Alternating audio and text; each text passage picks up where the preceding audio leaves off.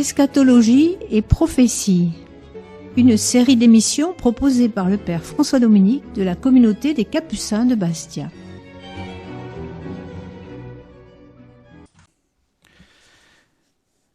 Bonjour à vous tous, chers auditeurs, paix et bien à chacun.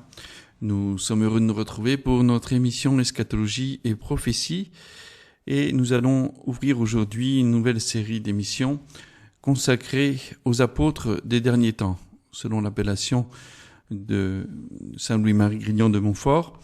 Et nous nous appuierons pour cela aussi sur l'ouvrage d'un livre du Père Livio Fanzaga, qui est donc le fondateur de Radio Maria en Italie, et donc qui a écrit ce livre il y a maintenant 2 ans, en 2022, donc Apôtre de Marie, pour montrer aussi dans les temps actuels l'importance de nous réfugier auprès de la Vierge Marie. Nous avons eu toute une série d'émissions aussi sur l'importance du rosaire, cette arme spirituelle qui est la prière du rosaire.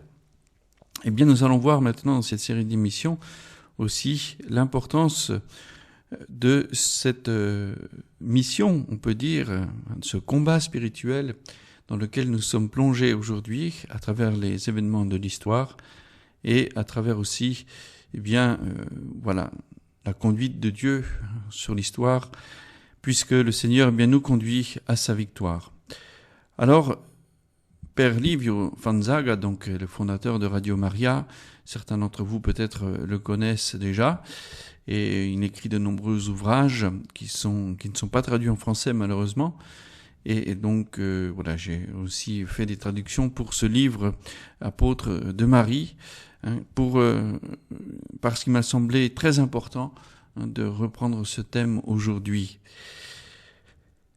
Père Livio Fanzaga donc est très lié aussi à Medjugorje, aux événements de Medjugorje, puisque c'est à travers aussi une grâce particulière qu'il a reçue en ce lieu de Medjugorje qu'il a fondé Radio Maria comme un instrument aussi dans les mains de la Vierge Marie pour diffuser la bonne nouvelle, pour diffuser aussi son appel à la prière, son appel à la conversion. Et donc, Padre Livio est particulièrement lié à ce lieu et aussi aux six voyants qui sont toujours en vie en ce lieu de Medjugorje. Alors, il est important aussi pour nous de nous appuyer sur ce lieu d'apparition, sur ce lieu de grâce de Medjugorje, puisque l'Église, vous le savez, donc au 19 septembre, a publié un document pour, non pas, dans un premier temps, reconnaître officiellement les apparitions de Medjugorje, mais pour reconnaître les fruits spirituels de Medjugorje et encourager ainsi l'expérience spirituelle de Medjugorje. Les apparitions ont encore lieu, donc l'Église ne peut pas se prononcer sur le caractère surnaturel des apparitions. Cependant, elle en reconnaît les fruits, elle reconnaît aussi l'orthodoxie des messages qui ont été reçus, avec un nihil obstacle, avec quelques points aussi que l'Église nous donne pour clarifier certains messages, mais en tout cas, pas d'obstacle à la foi, à la vraie doctrine. Donc c'est une bonne nourriture aussi pour notre foi. Et bien sûr, tout cela est dans le contexte d'aujourd'hui très important. Très important, pourquoi ? Parce que, comme vous le savez certainement aussi, en ce lieu, Marie s'est présentée comme la reine de la paix. Et le défi de la paix dans le monde d'aujourd'hui, plus que jamais, est actuel. Alors, nous allons commencer cette série d'émissions à partir donc de la traduction de ce livre, Les Apôtres de Marie, qui tient pour sous-titre aussi Comme une armée rangée en bataille, tiré aussi du Cantique des Cantiques, qui nous parle de cette fille de Jérusalem, comparable à la Vierge Marie bien sûr, qui se tient debout avec les armes spirituelles comme une armée rangée en bataille. Nous vivons donc une période de l'histoire pleine d'incertitudes, pleine de dangers croissants, comme nous le constatons tous aujourd'hui. Et en l'espace de quelques années, nous sommes passés des rêves d'un avenir heureux à une certaine catastrophe inévitable, à la crainte d'une catastrophe inévitable. Le monde semble être devenu comme une machine folle, comme une voiture lancée à toute vitesse, dont personne ne peut retenir la course et qui est ballottée dangereusement de droite et de gauche. On se pose naturellement la question, qui pourrait stopper cette course infernale, reprendre la bonne direction et indiquer la juste destination? Nous constatons que le monde ayant choisi, en particulier depuis les siècles des Lumières et avec aussi le modernisme et l'athéisme, la voie de l'auto-affirmation, de la domination et de la haine. Et cela l'a conduit, bien sûr, à se diriger vers aussi des guerres destructrices. Nous en avons eu l'exemple dans le siècle dernier, les 2 grandes guerres que le siècle dernier a traversées. D'autres conflits, bien sûr, pensons aussi au conflit en Algérie, pensons au conflit au Vietnam, dans tous les pays aussi qui ont été traversés malheureusement par ces guerres. Et nous voyons que la menace de la guerre est toujours d'actualité. Elle est réelle déjà, active dans certains pays du monde. Et la menace d'une guerre mondiale, bien sûr, pèse comme une épée de Damoclès sur notre tête. Guerre destructrice, c'est aussi une expression qu'a usée sœur Lucie de Fatima dans sa vision.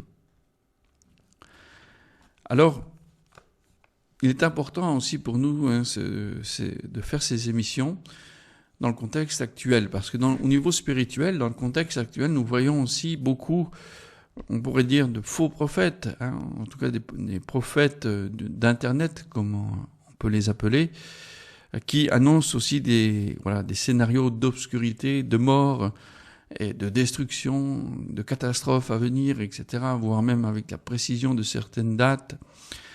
Alors, devant tous ces prophètes, on peut dire ces prophètes de malheur, pour reprendre le thème de la Bible aussi, eh bien, il est important pour nous de se lancer dans un regard saint, c'est-à-dire un regard qui se base sur la Sainte Écriture, sur la tradition, sur tout ce que l'Église aussi a approuvé, même les apparitions mariales qui ont pu avoir lieu au cours du 19e siècle, en particulier 19e et 20e siècle. Marie nous conduit. Enfin, ce n'est pas Marie elle-même, c'est le Seigneur qui passe, bien sûr, par la Vierge Marie pour, nous inviter à la conversion en premier lieu, pour nous inviter à la prière, pour nous inviter à entrer sereinement dans le combat spirituel. Alors, les apôtres des derniers temps, c'est cette prophétie qui vient de Saint Louis-Marie Grignon de Montfort, qui a eu comme un songe sur des chrétiens, un groupe de chrétiens particuliers qui seraient particulièrement dévoués à la Sainte Vierge Marie et accrochés au Saint-Père et accrochés aussi à l'Église, au sacrement, et qui devraient mener le bon combat de la foi dans les tribulations des derniers temps, où nous le savons, l'Église, la foi de nombreux sera ébranlée. Là aussi, la Vierge Marie nous en a parlé, mais aussi le catéchisme de l'Église catholique, nous le verrons au numéro 675 et suivant, nous parle justement de cette période, de cet ultime combat de l'Église, avec bien sûr aussi tous les enjeux spirituels qui sont derrière. Dans ce scénario donc d'obscurité et de mort, la présence de Marie, reine de la paix, brille comme une envoyée de Dieu pour aussi sauver l'humanité. Sauver l'humanité et l'Église, bien sûr par le fait même, la sauver de quoi? De l'attaque du prince de ce monde, du prince des ténèbres. Nous sommes ici vraiment plonger dans le tableau, on pourrait dire, du chapitre 12 et 13 de l'Apocalypse, la femme revêtue du soleil, qui a la lune sous les pieds, et qui est la tête couronnée de 12 étoiles, donc qui est reine aussi, et qui engendre le prince de la paix, le Verbe de Dieu fait chair. Et puis la vision bien sûr du dragon, de l'antique serpent, comme le dit aussi le livre de l'Apocalypse, qui cherche à dévorer son enfant aussitôt né et qui fait la guerre à tout le reste de sa descendance. Donc nous sommes vraiment dans cette confrontation, dans ce combat spirituel entre d'un côté la Vierge Marie et de l'autre côté le démon, sous l'aspect de ce dragon rouge feu, pour montrer la rage du démon, particulièrement dans les derniers temps. La Vierge, comme elle l'a dit à plusieurs reprises, détient un plan de salut, un plan complet qu'elle nous a en partie révélé et qu'elle poursuivra afin de remporter la bataille décisive, le triomphe de son cœur immaculé, qu'elle a annoncé dans les apparitions de Fatima. C'est un véritable plan de bataille qu'elle nous a révélé avec comme arme le rosaire, la pénitence, les sacrements. Nous sommes tous appelés à coopérer à ce plan, car chacun est important, comme l'a affirmé depuis la Vierge Marie aussi, depuis les apparitions de la rue du Bac en 1830, à la Salette en 1836, à Lourdes en 1858, à Pontmain en 1876, à Fatima en 1917, un peu plus tard aussi, avant le début de la Deuxième Guerre mondiale en Belgique, au sanctuaire de Beaurain, de Banneux en 1933, plus tard encore à Akita au Japon en 1973, de 1973 à 1975, apparitions qui ont été reconnues par le cardinal Ratzinger, qui était alors préfet de la doctrine de la foi, qui a approuvé les apparitions et le message d'Akita. Les apparitions de Kibeo au Rwanda aussi, de 1981 à 1989, où la Vierge Marie a non seulement prophétisé le génocide du Rwanda qui allait aussi avoir lieu dans ces territoires, mais aussi bien sûr l'enjeu spirituel qui est de combattre justement le mal avec l'arme spirituelle, en particulier de la prière, des efforts aussi de pénitence et de la conversion. À Medjugorje, donc dans cette partie de l'ex-Yougoslavie, la Bosnie-Herzégovine, depuis le 25 juin 1981 jusqu'à nos jours, elle apparaît donc sous les traits de Marie, Reine de la Paix. La Sainte Vierge a donc ainsi préparé ses apôtres, son armée spirituelle, on pourrait dire, avec laquelle elle veut combattre et vaincre, comme elle l'a dit. La Vierge nous a assuré à maintes reprises la victoire de son cœur immaculé, si nous la suivons. Ce sont des apôtres de son amour, comme le rappelle aussi saint Louis-Marie Grignon de Montfort. Dans le traité de la vraie dévotion à la Sainte Vierge, vous pourrez retrouver ce passage sur les apôtres des derniers temps. Ces apôtres, comme elle les appelle, ceux que la mère appelle et forme pour répandre son amour aux lointains, aux égarés, aux désespérés et les aider à monter dans l'arche du salut. Cette réflexion que nous allons développer dans nos émissions vise alors à aider cette armée spirituelle, cette légion des apôtres de Marie, vous et moi, chacun d'entre nous, à être prêts pour la bataille, forts dans la foi, ardents dans la charité, animés par l'espérance, car c'est à travers cela que le cœur immaculé de Marie triomphera.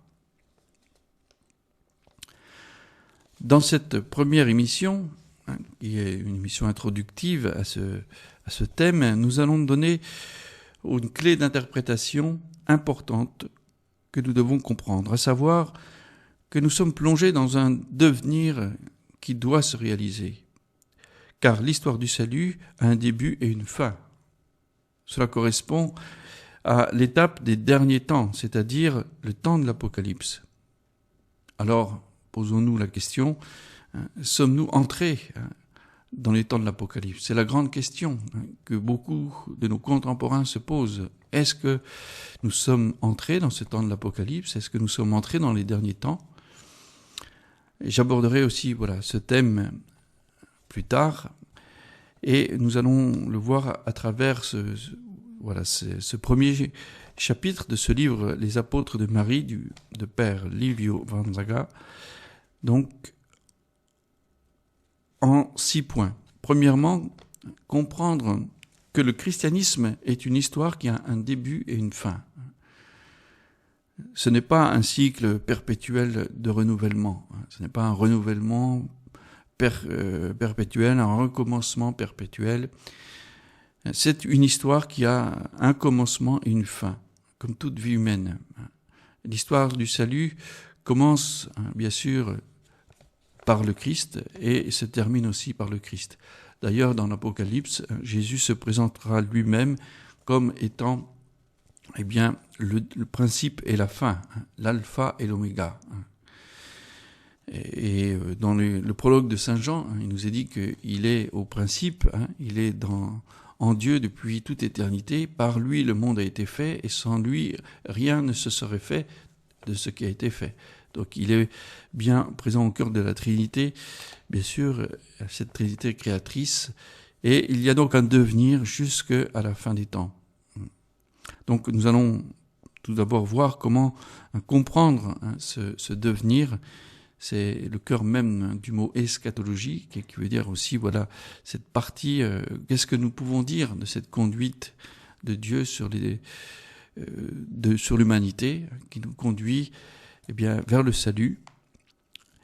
Deuxième point, quels sont les signes qui nous indiquent que nous sommes entrés dans le temps de l'Apocalypse?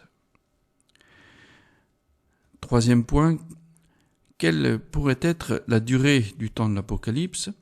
Quatrième point, les 3 phases du temps de l'Apocalypse.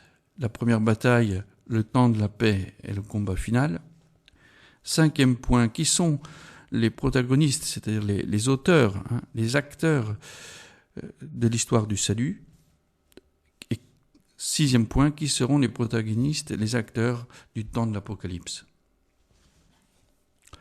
Aujourd'hui, donc, arrêtons-nous sur les 2 premiers points. Le premier point, donc, comprendre que le christianisme a une histoire et une fin. Comme nous l'avons déjà dit, c'est-à-dire que le christianisme est une histoire qui a un début et une fin, bien sûr, en Jésus. Jésus lui-même nous annonce qu'avec sa venue, les temps sont accomplis. C'est aussi donc le mystère de l'incarnation. Avec la venue du Christ, nous sommes déjà entrés dans la plénitude des temps. Les temps sont accomplis, les temps du salut sont accomplis par la venue du Christ. Et c'est vraiment la présence de Jésus Sauveur, dans son mystère d'incarnation et de rédemption, qui est au centre de l'histoire du salut. Le monde est en émoi et le grondement des armes annonce la menace du déclenchement d'un événement aussi dévastateur. Les épreuves arriveront, nous a dit aussi le Seigneur Jésus. Il nous a dit qu'il y aurait des guerres, qu'il y aurait des tremblements de terre, qu'il y aurait des catastrophes, qu'il y aurait de la famine, etc. Tout ça, dans les discours apocalyptiques de Jésus, dans les évangiles, nous a été révélé par le Christ lui-même. Donc, ces épreuves, arriveront, il nous l'a dit, mais il nous dit aussi que ce ne sera pas encore la fin. Les épreuves arriveront, nous avertissant que nous ne serons pas assez forts et que le péché prévaudrait. Pourquoi il y aura ces épreuves? Parce que, à cause du mal qui règne dans le monde, à cause du péché, les conséquences du péché ne sont pas uniquement personnelles, elles sont aussi universelles. Et il y a aussi une part justement de responsabilité qui est due au péché, à l'endurcissement dans le péché, et à tous ceux qui œuvrent aussi avec le démon aussi, à la destruction de ce monde. La Vierge Marie elle-même a dit que nous sommes entrés dans les derniers temps.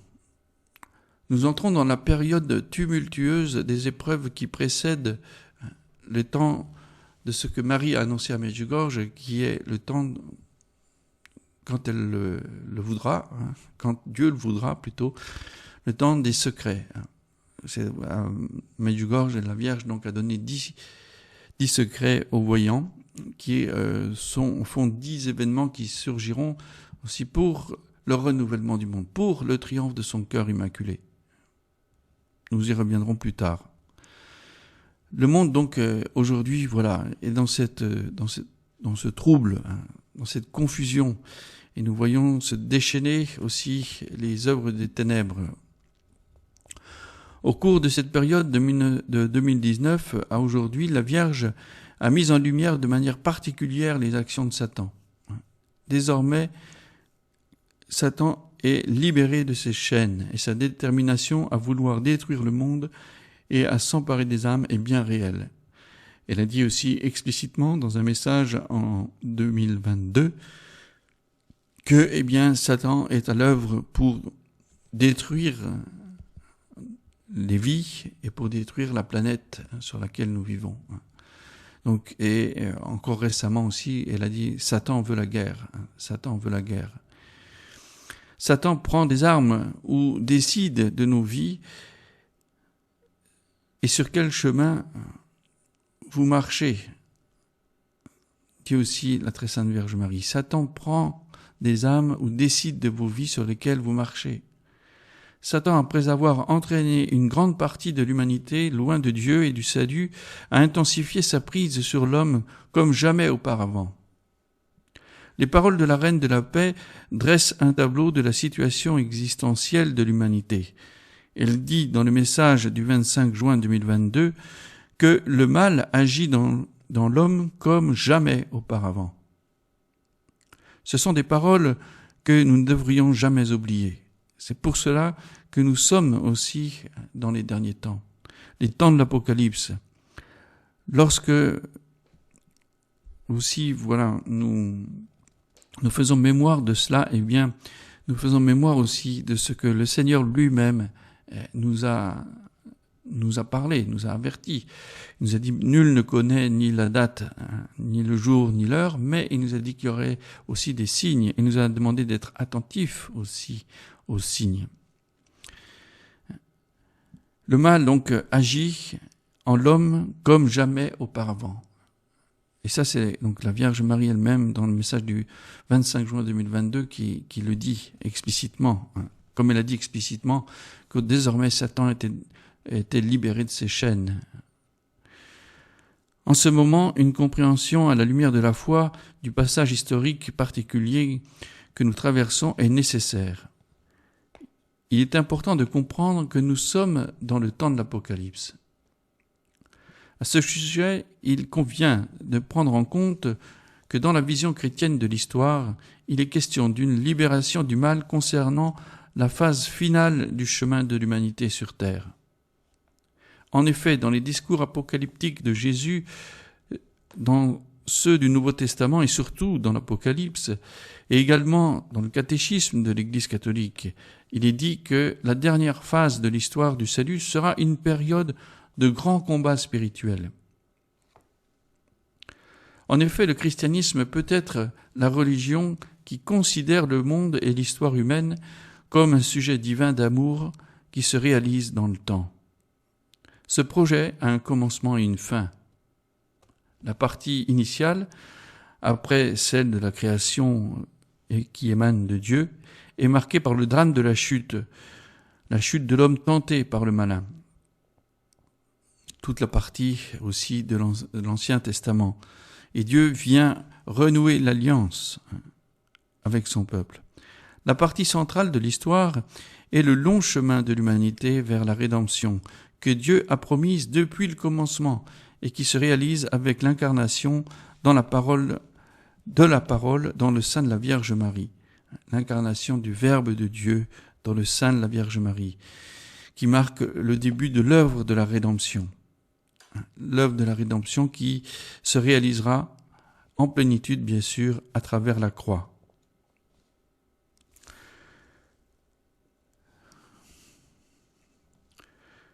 Nous avons donc ainsi résumé ce chemin du salut, la création, l'élévation en grâce, la chute, puis le long temps en préparation de la rédemption qui amène jusqu'au Christ, l'incarnation.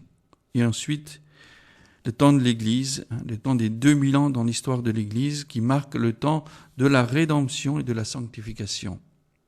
Au terme de cette étape, eh bien, Jésus nous parle lui-même aussi dans les évangiles et encore plus dans l'Apocalypse de cette partie finale de l'histoire, celle des derniers temps, qui est caractérisée par la tentative de Satan d'établir son règne dans le monde en éliminant l'Église par la séduction et la persécution, et de l'autre côté, la présence de la femme qui écrase la tête du serpent, la reine de la paix. Comme je vous le disais tout à l'heure, donc c'est ce tableau du chapitre 12 et chapitre 13 de l'Apocalypse. L'enseignement officiel du magistère est très clair à ce sujet, enseignant dans le catéchisme, au numéro 675, qu'avant la venue du Christ en gloire, l'Église devra passer par une épreuve finale qui ébranlera la foi de nombreux croyants, et en fait de ceux qui l'auront perdue. La persécution, dit le catéchisme, qui accompagne son pèlerinage sur la terre, révélera le mystère de l'iniquité sous une forme d'une imposture religieuse, offrant aux hommes une fausse solution à leurs problèmes au prix de l'apostasie de la vérité. Je vous ai dit aussi dans d'autres émissions, et je vous l'ai aussi expliqué, ce numéro 675. Et enfin, donc, ce numéro se conclut par l'affirmation que la plus grande imposture religieuse est celle de l'Antichrist, c'est-à-dire d'un pseudo-messianisme où l'homme se glorifie lui-même à la place de Dieu et de son Messie venu dans la chair, comme le dit aussi la Vierge Marie. L'homme se met à la place de Dieu. C'est dans ce contexte qu'il convient alors de placer aussi les événements que nous vivons aujourd'hui. Cette révélation aussi, cette présence de Marie comme reine de la paix et son ultime appel à l'humanité à la conversion. Déjà à Fatima, bien sûr, la Vierge Marie nous appelait avec force à la conversion. Et à Medjugorje aussi, dans ses messages, eh bien, la Vierge Marie nous a dit qu'elle venait en ce lieu pour poursuivre ce qu'elle a commencé à Fatima. Parce que le mal a poursuivi son œuvre, malheureusement. Et nous voyons aujourd'hui que la menace, justement, de cette troisième guerre, de cette guerre nucléaire, cette guerre destructrice qui marquerait peut-être une destruction de l'humanité, est bien réelle. Et de l'autre côté, eh bien voilà, nous avons la présence de Marie qui est là comme la reine de la paix et celle qui nous annonce déjà aussi le triomphe de son cœur immaculé. Alors voilà, nous poursuivrons donc dans une série d'émissions cette réflexion. Je vous laisse aujourd'hui sur ce thème, sur cette émission introductive. Et puis, plein d'espérance parce que, justement, nous savons l'issue du combat. Nous savons que Dieu est en train de préparer quelque chose de nouveau, les cieux nouveaux, la terre nouvelle, et que tout ça n'est pas du fantasme, n'est pas du surréalisme, mais bien la réalité de la foi, la réalité concrète. Alors, c'est l'espérance aussi de tout chrétien. Et nous savons que tout est dans la main de Dieu et que tout contribuera bien voulu par Dieu. Bonne continuation à vous tous, chers auditeurs, et puis voilà, très vite pour une prochaine émission.